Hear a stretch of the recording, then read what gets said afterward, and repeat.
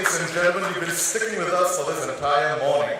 Our final keynote speaker for today is Mr. Lee Ho. He's a film financier based out of Los Angeles, and he's very interested in tapping on the talent pool that's coming out of Southeast Asia. Is it also because you don't have WGA protectionism? Ladies and gentlemen, please give up your hands for Mr. Lee Ho.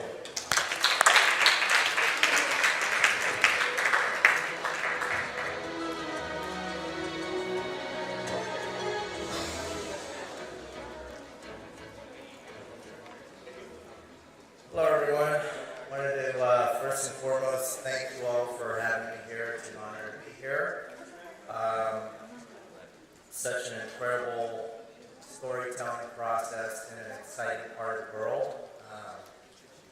The Pacific Rim, as you know, is everywhere from Australia upwards to China, Korea, Japan, and the entire Southeast Asian region, which is inclusive of Laos, Malaysia, Singapore, Indonesia, New Zealand, the Philippines, Vietnam, and it's incredible really to see how much talent pool there is in this market. I was pretty blown away, not having really much expectations coming here, but to hear the storytelling, the visions evolve over the last week has been pretty refreshing for me to see.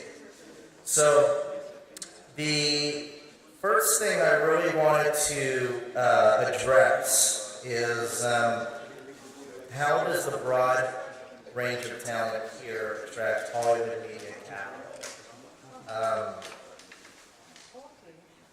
Truth be told, I don't know if you guys know this is, but there is already a plethora of capital that's active in Hollywood endeavors here. So the timing couldn't be better.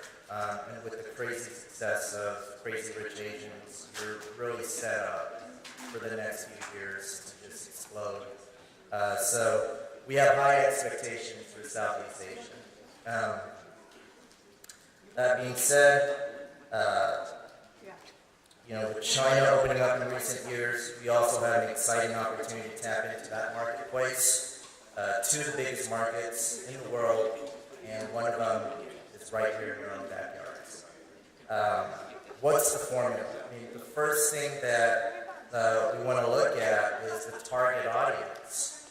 So I wasn't sure coming in if, I guess I sort of took it for granted that everything being developed in this region would be in English. I was surprised to see that maybe 30 to 50% of the stories pitched were in the local native tongue. So for me, that was kind of shocking, and I had to address it because in working with top-tier foreign sales agents around the world, you want to build a product that speaks to the global audience, and you can't have that if it's geared towards just one country. So very important is, to know who your target audience is. And whether your story is good or bad, if you do it in the local native tongue, you basically have diminished the market value of your product by about 50%. Just right off the bat. So for me, it's very important to tell stories and weave in the English language. Sure, authenticity is important. We want to make it authentic to, the visions and the culture here, but also you have to speak to a wide market audience. And whether you like it or not, the United States is a key factor, and for that reason, it drives the worldwide sales figures from each and every individual territory around the world. So, in knowing that, you don't want to leave money on the table, and you're doing that if you are just limiting your product So after a long and tedious process, at the end of the day, you want to be able to share your vision with the world, and that's kind of the idea is to account for beyond a 30% market recoupment in the U.S., which is factored into the finance plan. So the U.S. domestic market, just so you guys understand, is potentially about a third of your budget, and for that reason, it needs to be incorporated and ingrained into your finance plan.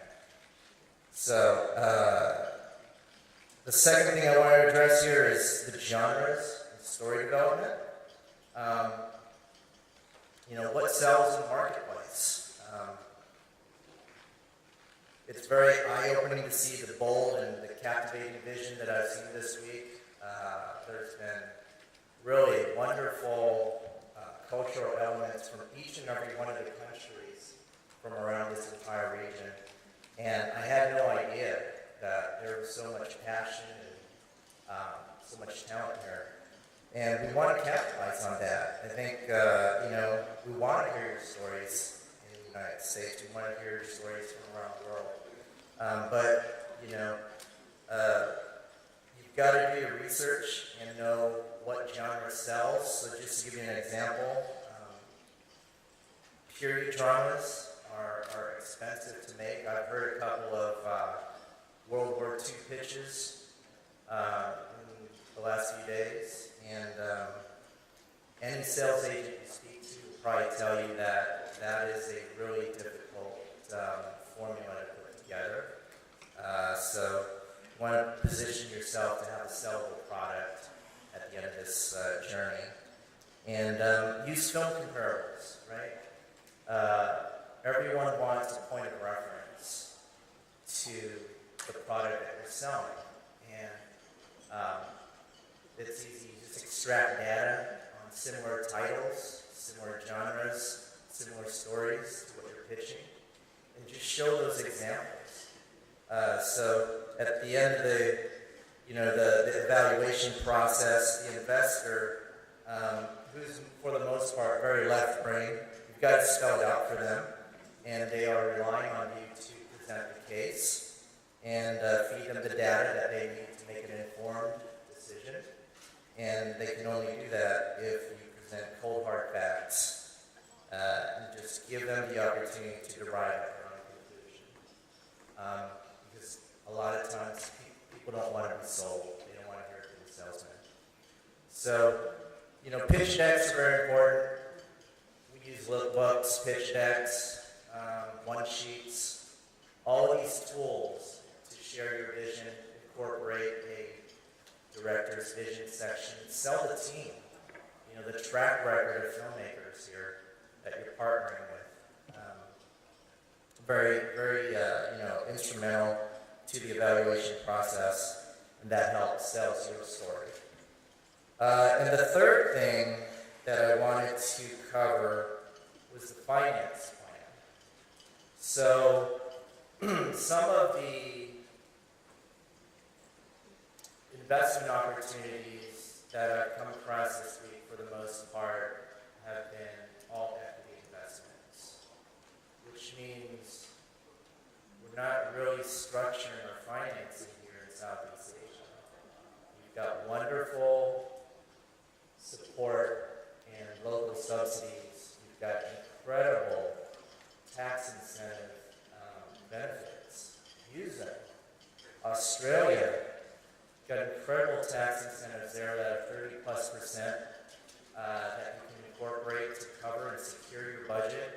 Malaysia is about 30%. So these are two regions here in your own backyard. Thailand, I think it's about 20+%. So I know it's important to kind of stick to your vision. Some people are just stuck on having to shoot it in a certain locale. But at the end of the day, if you can't shoot your film, you'll never be able to share your vision. So it's very important to use and leverage tax incentives. They're here for you. So tap into.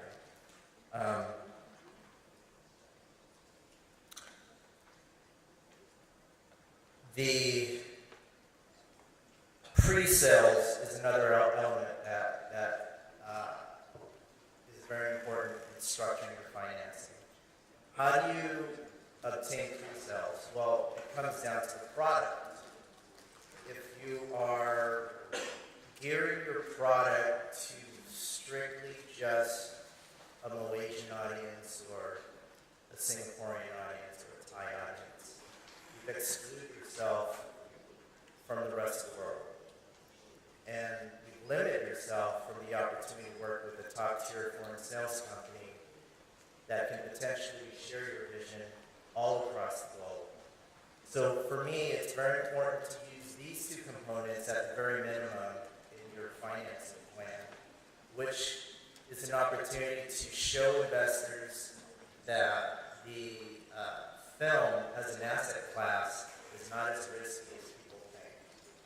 You can actually secure and collateralize up to 70% of your entire budget by using just these two components. So how do you obtain pre-sales? You build a product that speaks to a wider audience. If it speaks to a wider audience, you can attract cast, right? And cast that travels and crosses over. And for that reason, your foreign sales partners have a sellable product to exploit. And that's when the equity is excited to partner with you and they want to be invested in you because you've shown fiscal responsibility as a filmmaker, not just creatively, but really to show them that there is a way to recoup in the film finance process. So just leveraging smart and wonderful fiscal resources that are available to you and positioning your product to have a U.S. theatrical release, which can in turn help you recoup your proceeds and break even or break out is definitely where you want to be at the end of this long journey. And I think it's really an exciting time for filmmakers here in Southeast Asia. The talent has never been more prevalent. And I think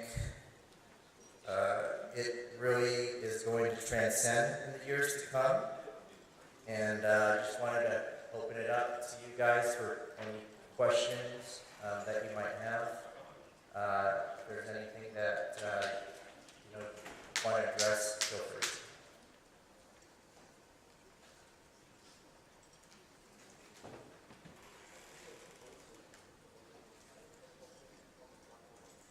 No questions?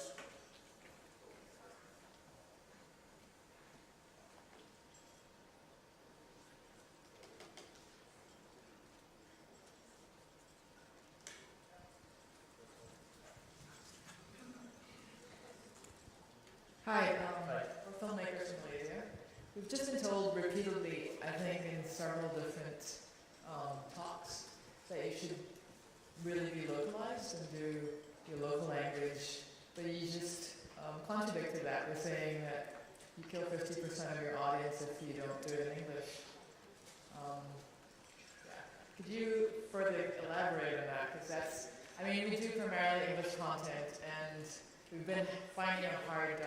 It's very niche, this part of the world. So we've been looking for ways to actually do our content for a wider audience.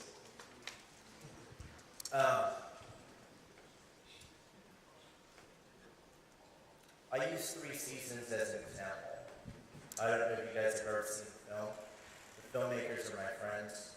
Years ago, I was up at Sundance with them. They are Vietnamese American brothers, and they shot a film in Vietnam, and they had Harvey Keitel and a number of Western cast elements. that year, they won like every major award at Sundance, and were like the darlings of Sundance. Whether they were as talented as people thought, I don't know, but certainly putting a camera on a beautiful, exotic, cinematic backdrop anywhere in Southeast Asia, you have an opportunity to showcase some really cinematic beauty here. So, by doing that, they were able to gain a theatrical release. And at the end of the day, if you are just building a product for local Malaysian countries, or the native tongue, whether it be in Thailand or Indonesia, wherever else, how will you ever share your product with the world? It never speaks there. So in Hollywood, it's not like we don't want to hear your stories. Your stories don't speak to the global audience, so how can we ever hear it? You're only speaking to your own backyard. I'll never hear your story. We want to hear your stories. We want to see what you guys, I'm really impressed in what I've seen this week. And I'm encouraged. But if you're only sharing it to your neighbors and your friends and your family down here, I'll never hear about it. I don't mind reading subtitles, but a lot of people around the global audience don't have the patience to do that. And I think for that reason, you're limiting yourself. Slumdog Millionaire is another example. They could have done that in India. Why didn't they? You got a British director. A lot of the co-productions here in Asia are done between Europe and Asia. The scripts here are not being developed in the native tongue. Each and every one of the filmmakers that I sat down this week, I asked them what language the scripts being developed in. It's in English. Well, then why are you trying to translate it to the local language? If you're developing it in English, save yourself a step and, build a product that appeals to a mass audience, right? So to me, you're leaving a lot of money on the table. And at the end of the day, by limiting the audience, you limit the opportunity to recoup your investment. If you don't recoup your investment, you can't do your second film. And there's a huge gap between the first film and the second film if you don't successfully break even or recoup from the first film. So it's very important, not just from a fiscal standpoint. I just think it's just strategically smarter to position yourself to speak to a wider audience. It doesn't have to be geared towards the U.S., be geared towards China, just a wide audience. The stories can be compelling, but at the end of the day, they don't understand it. They're not going to be as engaged as an audience when they watch. So, I think English is a universal language, and it's kind of important to factor in the development process. That's just something that was kind of eye-opening to see here in this region. So I have a question here. So we are animation content creators based in India, and I personally would like to create a short format episodic slapstick comedy content. And increasingly when I visit either broadcasters or channels or even co-producers, the concern is your content is like about under 3 minutes, and you should be aiming for something that is either a 7-minute or 11-minute, because that's what generates revenue through ad sales. So is 3 minutes or under 3 minutes? Now I don't know if an animated content is an appropriate question in this forum, but if does shorter format have a huge limitation, or there are markets for shorter formats, like I'm talking under 3 minutes, which could, you could just lead it up to multiple episodes. Each is a standalone episode, but is that a huge component when it comes to someone wanting to invest in your company or your project? Does it matter? I think 3 minutes is a lot of time to try and sell your pitch. It actually should be like, if you're talking about a trailer,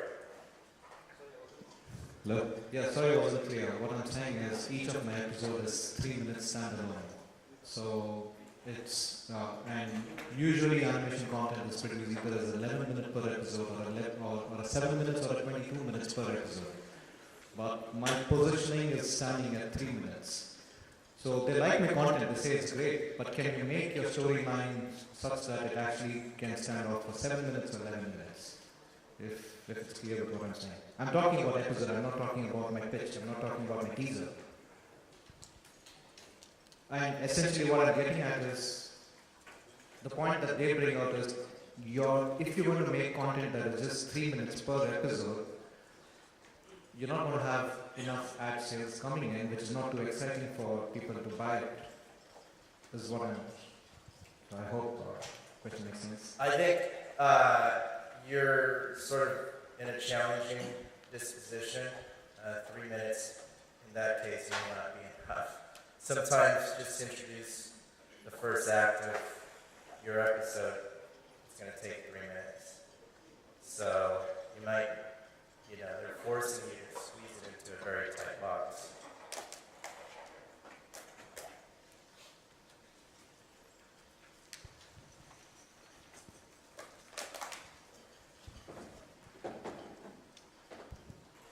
Hi.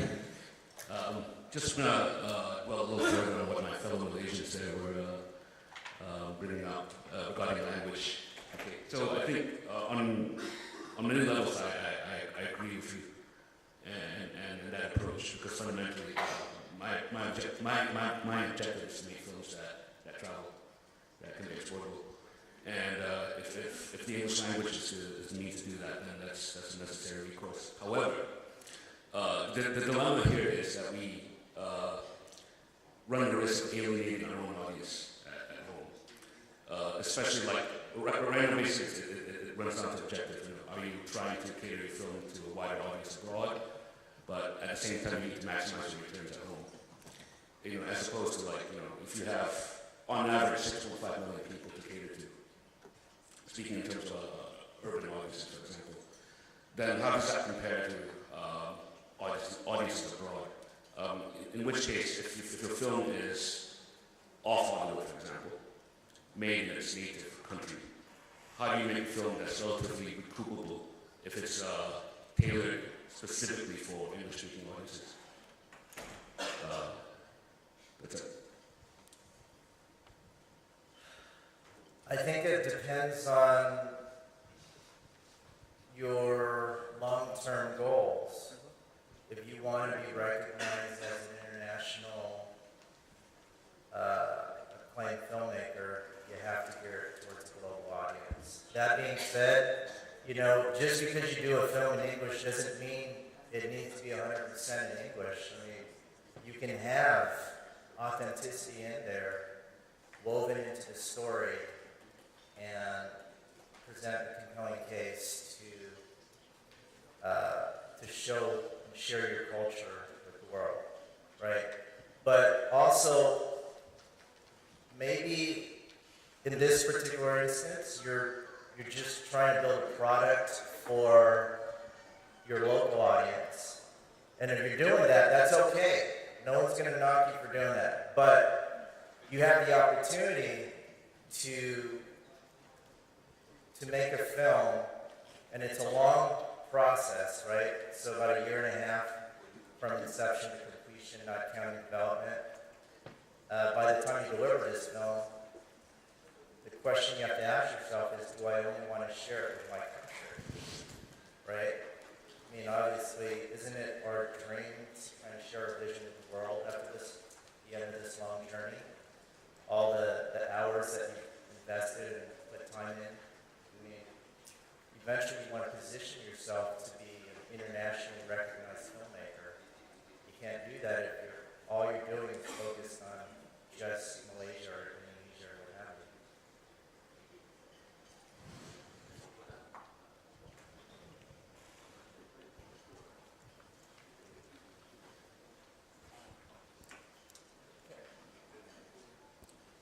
I guess we're done.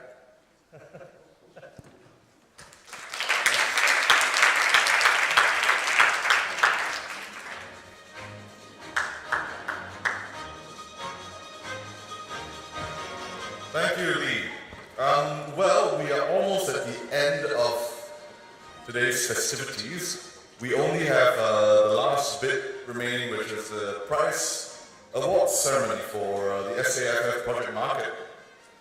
Do we want to start now? Shall we just do it? Not yet, not yet. So hang tight, everyone. We're going to start.